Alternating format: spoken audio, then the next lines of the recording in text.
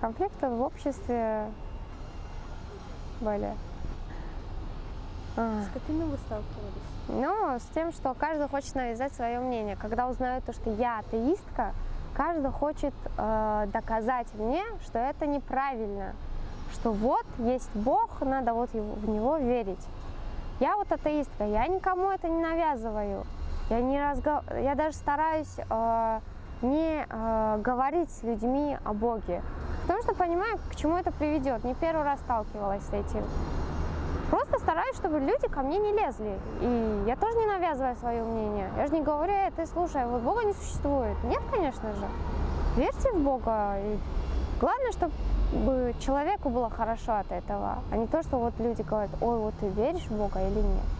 То есть надо самому к этому прийти, вот к вере, а не так, чтобы вот тебе навязали это. Вот обычно у нас так и бывает, то, что с детства нам навязывают это. И когда мы вырастаем, мы думаем, то, что мы верим в Бога. Хотя, может быть, где-то там, глубоко в сердце, мы не верим. Это всего лишь, вот, знаешь, это как страх. То есть, а вдруг он существует, и он меня накажет, если я вот являюсь такой безбожницей. Поэтому конфликты были и будут. У вас есть друзья-атеисты?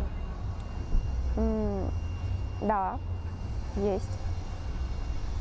Как они себя ведут? Нормально, кстати, вот реально. То есть это такие же ребята, как и все остальные.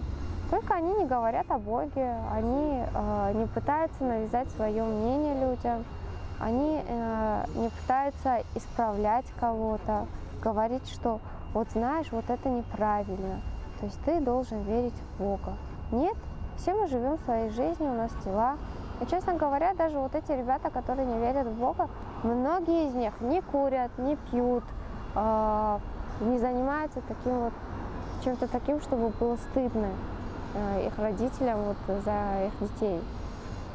Так что нормальные ребята.